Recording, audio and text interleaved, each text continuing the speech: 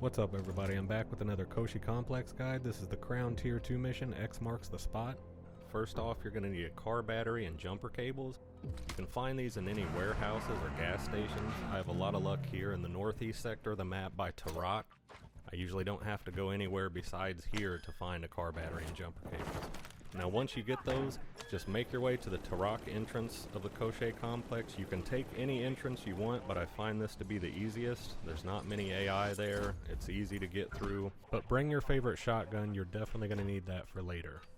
Now once you get here, I'm going to try to make this easy and have some visualizations for you. Most people seem to get lost because they don't know, there's no map. There's no way to see where you're at, so hopefully this helps a lot. In this first underwater area, you're going to need some night vision goggles. Now we can find those easily enough if you take a left up here after the first door. And they're going to be on these school cafeteria type tables right here. Now if they're not there like they weren't here, you can find them in this other room on the opposite side of the hallway. So just make your way across the hallway, make your way down here to the south. Now they should be right here on these boxes. I've seen them not spawn here before, but 99% of the time you should get them. Now make your way this way and up into the above ground area. There's going to be 3 AI here that you have to fight. They're not much of a problem, but right here you need to watch out for lasers. You're going to have to watch out for lasers a lot in Koschei Complex. Make your way into the second underwater area and go down this hallway. If you didn't find night vision goggles, you can find them right here usually. Now just continue down and take a right at the end of the hallway to go through this door and make your way to the next sector.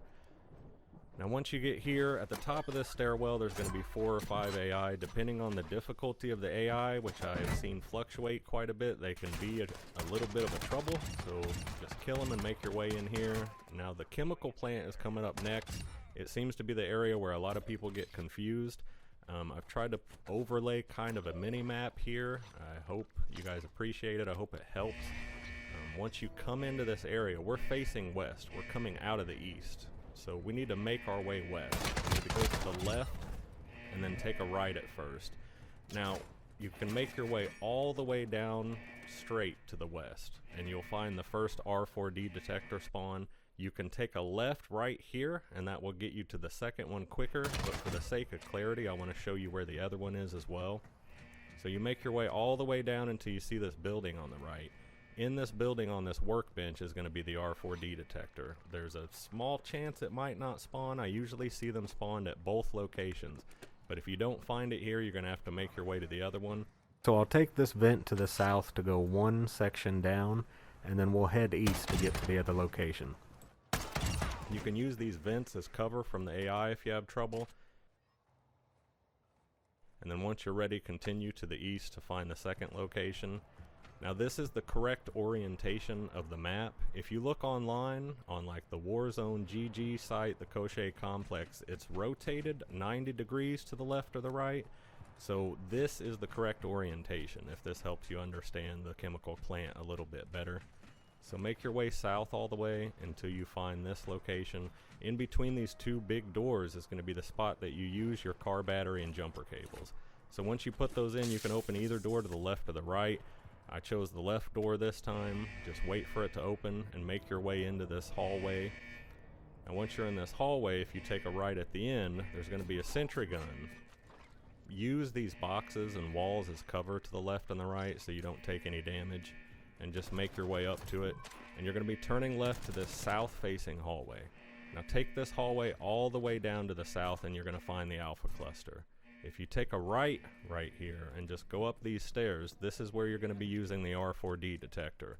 Now there's a handful of AI here and sentry guns, so just take your time killing them. Watch out for invisible walls apparently, and then use these as cover right here. As long as you're crouched or laying down, you won't get shot by the sentry gun, and you're going to have a little bit of cover from the AI. So make your way up here and take at least this sentry gun out, and now you're going to use your R4D detector above this keypad. This is going to show you some randomized characters. Right here I got lowercase b, lowercase r, and uppercase b is what I'm going to call them. There could be some A's or R's that you might see. It's completely random, so you need to like make a system in your head to remember these. Now you need to find these chalkboards. The first chalkboard is going to be right over this ledge. and then if you continue east away from that, you're going to be able to see where the next one is. I like to keep the high ground here.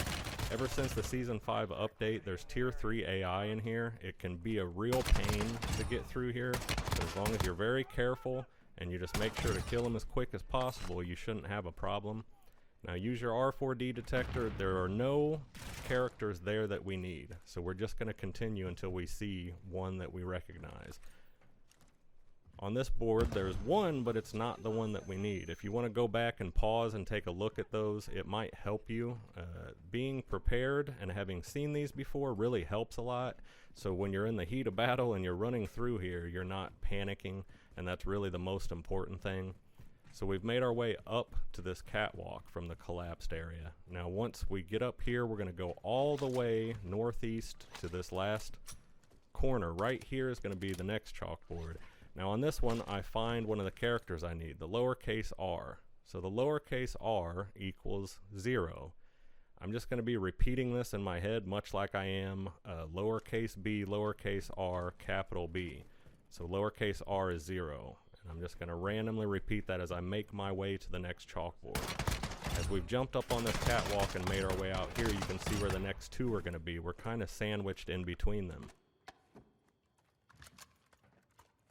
So once we see this one, I've got an uppercase B. So uppercase B is 6. So I know lowercase r is 0, uppercase B is 6. I'm going to keep repeating those in my head as I'm looking for the next chalkboard.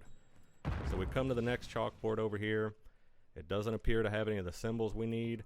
Now if you go back, you can see one of the A symbols. That's one of the other symbols we might find. We don't need that, but it's good to familiarize yourself with that.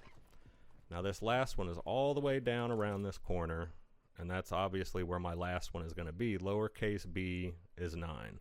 So lowercase r is 0, lowercase b is 9, uppercase B is 6. And if you remember the order, it was B, R, B, so that's 9, 0, 6. I'm going to remember this as we make our way to the east wall and go all the way back to the R4D detector door. So once we're here, we know the code is 906, and that'll get us into this door. Now we're looking for the Koschei complex map. That's going to be on the floor here. There's a lot of loot in here. Go ahead and loot up if you need it, but the main focus is going to be this map right here. Now once we get that map, we just need to exfil. That's all that's left. Now in 99% of the cases, there's going to be an exfil in this area in the alpha cluster. Right here we see it's 47 meters away. It's always going to be within about 100 meters. That's how you're going to know there's an elevator exit here. So I'm going to make my way up here, and I'm just going to take this exit out. Call in the elevator, wait, and we're good to go. Having said that, 1% of the time, I don't know if it's a bug or what, but I have seen the elevator not spawn in here. So I like to bring in an L2 restricted zone key. So if you have the L2 restricted zone key, you can avoid going back into the chemical plant. If you don't, you're going to have to go back into the chemical plant to take an elevator out. Now that runs a chance of running into other operators. That's not ideal, so that's why I bring one in. If you have one from the locked room, you're just going to turn left, and here's that door right there. Now it's kind of easier said than done if you're solo, and if you had trouble with bots, it's going to be kind of a problem. There's a couple tier 3 shield guys here. They're going to swarm you from behind as well. There's going to be more once you work your way in here, and there's going to be another sentry gun to complicate things. So the main thing is just to use cover here and try to stay safe, be aware of your surroundings. You know, only pop out to take a shot like this, and that's a big recurring theme here. If you're solo, you definitely want to use these walls as cover and only peek and shoot when you need to. I ran out of ammo. That's another reason I like to bring in a riot shield, especially since the Season 5 update. A riot shield and a throwing knife will make quick work of these guys. You don't have to worry so much about dying.